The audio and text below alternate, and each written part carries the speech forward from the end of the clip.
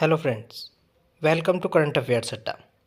तो आज है 31 मार्च 2025 और आज हम 31 मार्च से रिलेटेड जो भी इम्पोर्टेंट करंट अफेयर्स बनता है उसके बारे में डिस्कस करेंगे और उसके बारे में डिटेल में जानेंगे।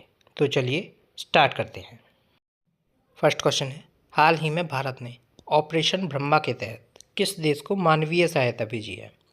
तो भारत ने अभी ऑपरेशन ब्रह्मा के तहत म्यांमार को मानवीय सहायता भेजी है। म्यांमार में भूकंप आने के कारण भारत ने यह सहायता भेजी है। तो इस क्वेश्चन का सी ऑप्शन म्यांमार सही है। तो मार्च में अब तक इतने इम्पोर्टेंट डेज मनाए गए हैं, जैसे 1 मार्च को विश्व नागरिक सुरक्षा दिवस, शून्य भेदभाव दिवस, विश्व समुद्री घास दिवस और अंतर्राष्ट्रीय व्हीलचेयर दिवस मनाया गया। 2 मार्च को विश्व किशोर मानसिक स्वास्थ्य दिवस मनाया गया। 3 मार्च को विश्व वन्यजीव दिवस और विश्व श्रवण दिवस मनाया गया। 4 मार्च को राष्ट्रीय सुरक्षा दिवस मनाया गया। 5 मार्च को अंतर्राष्ट्रीय निरखीकरण और अप्रसार जागरूकता दिवस मनाया गया। 6 मार्च को राष्ट्रीय दंत चिकित्सक दिवस मनाया गया। 7 मार्च को जन औषधि दिवस मनाया गया। 8 मार्च को अंतर्राष्ट्रीय महिला दिवस मनाया गया। 10 मार्च को केंद्रीय औद्योगिक सुरक्षा बल स्थापना दिवस मनाया गया। 12 मार्च को धूम्रपान निषेध दिवस मनाया गया। 15 मार्च को विश्व उपभोक्ता अधिकार दिवस मनाया गया। 16 मार्च को राष्ट्रीय टीकाकरण दिवस मनाया गया। 17 मार्च को सेंट पैट्रिक दिवस मनाया गया। 18 मार्च को आयुध निर्माण दिवस मनाया गया। 19 मार्च को अंतर्राष्ट्रीय ग्राहक दिवस मनाया गया। 20 मार्च को अंतर्राष्ट्रीय प्रसन्नता दिवस, फ्रेंच भाषा दिवस और विश्व गौरैया दिवस मनाया गया। 21 मार्च को विश्व ग्लेशियर दिवस, विश्व कविता दिवस, विश्व कठपुतली दिवस और अंतर्राष्ट्रीय वन दिवस मनाए गए। 22 मार्च को विश्व जल दिवस मनाया गया। 23 मार्च को विश्व मौसम विज्ञान दिवस मनाया गया। 24 मार्च को विश्व टीबी दिवस मनाया गया। 25 मार्च को गुलामी और ट्रांस अटलांटिक दास व्यापार के पीड़ितों की याद में अंतर्राष्ट्रीय दिवस मनाया गया। और 27 मार्च को विश्व रंगमंच दिवस मनाया गया। तो मार्च में अब तक इतने इम्पोर्टेंट डेज मनाए गए। नेक्स्ट क्वेश्चन है, हाल ही में कहाँ घोड़े यात्रा समारोह का आयोजन किया गया है? तो घोड़े यात्रा समारोह इसका आयोजन नेपाल में किया गया है। घोड़े यात्रा ये नेपाल में मनाया जाने वाला एक पारंपरिक त्यौहार है जिसका अर्थ है घोड़ों का मेला, और यह चैत्र कृष्ण औंसी के दिन मनाया जाता है।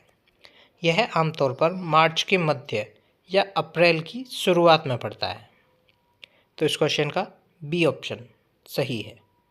तो ये है मैप में नेपाल। नेपाल की कैपिटल है काठमांडू। नेपाल की करेंसी है नेपाली रुपया। नेपाल के प्राइम मिनिस्टर हैं केपी शर्मा ओली और नेपाल के प्रेसिडेंट हैं रामचंद्र पौडेल। तो अभी नेपाल की संसद ने इलेक्ट्रॉनिक कॉमर्स विधेयक पारित किया है।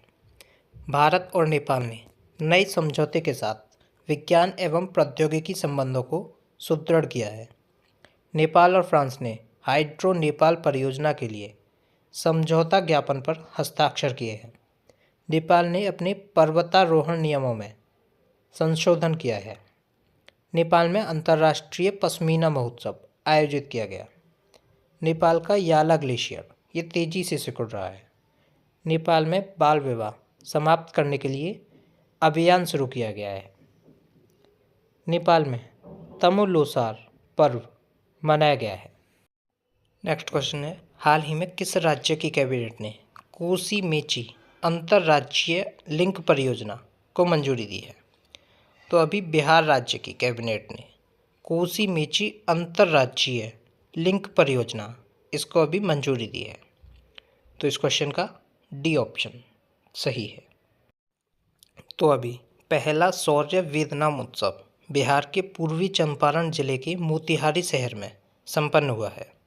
ग्रामीण क्रिकेट लीग शुरू करने वाला भारत का पहला राज्य बिहार बना है। बिहार के सुल्तानगंज रेलवे स्टेशन का नाम बदलकर अजगैबीनाथ धाम रखा जाएगा।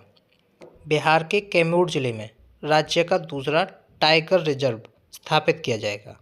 बिहार में बिहटा में पहले ड्राई पोर्ट का उद्घाटन किया गया। बिहार में पितृपक्ष मेला शुरू हुआ है। वरिष्ठ आईएएस अमृतलाल मीणा को बिहार का नया मुख्य सचिव नियुक्त किया गया है?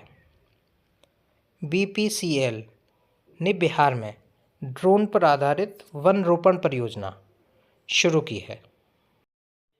नेक्स्ट क्वेश्चन है, हाल ही में 47वां national junior girls handball tournament कहाँ आयोजित किया गया है? तो 47वां national junior girls handball tournament ये लखनऊ में आयोजित किया गया है। तो इस क्वेश्चन का सी ऑप्शन सही है। नेक्स्ट क्वेश्चन है, हाल ही में फरवरी 2025 में भारत की कोर सेक्टर इंडस्ट्री में कितने प्रतिशत की वृद्धि दर्ज की गई है? तो फरवरी 2025 में भारत की कोर सेक्टर इंडस्ट्री में 2.9% की वृद्धि दर्ज की गई है। यह पिछले 5 महीनों में सबसे धीमी दर है। यह गिरावट फरवरी 2024 में 7.1% की तुलना में काफ़ी कम है। 8 प्रमुख उद्योगों में केवल 3 उद्योगों में मासिक उत्पादन में वृद्धि हुई, जबकि सिर्फ सीमेंट और उर्वरक ऐसे क्षेत्र थे जिन्होंने पिछले वर्ष की तुलना में अधिक उत्पादन दर्ज किया है। तो इस क्वेश्चन का बी ऑप्शन सही है। तो अभी विश्व का दूसरा सबसे बड़ा सड़क नेटवर्क वाला देश भारत बना है। ICC चैंपियंस ट्रॉफी 2025 भारत ने न्यूजीलैंड को हराकर जीती है।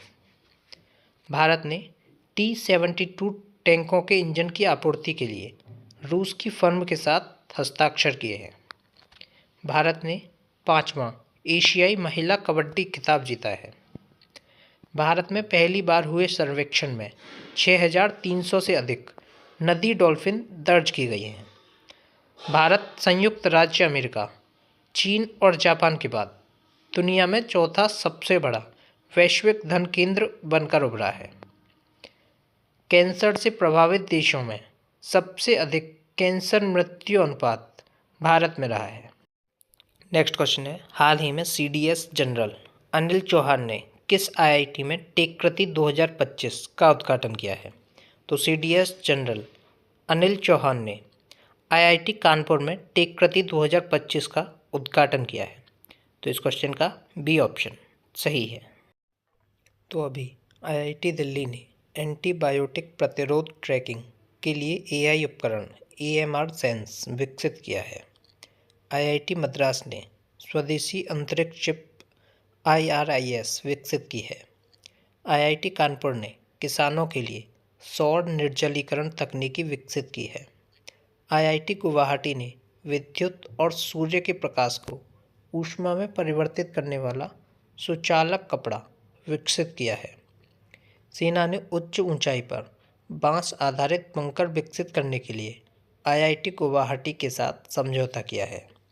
स्वदेशी 6G ऑप्टिकल चिपसेट के लिए C-DOT ने IIT मुंबई के साथ साझेदारी की। मद्रास ने एशिया के सबसे बड़े उथले तरंग बेसिन का अनावरण किया है।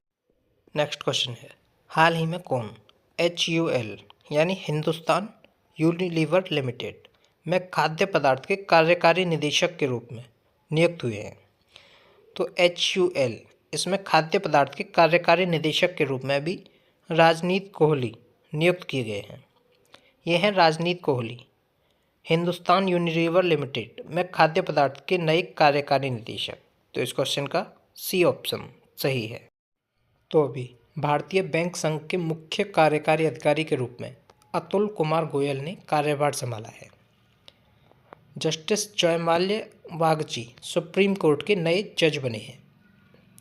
Takashi Nakajima Honda cards India के नए अध्यक्ष और CEO बने हैं।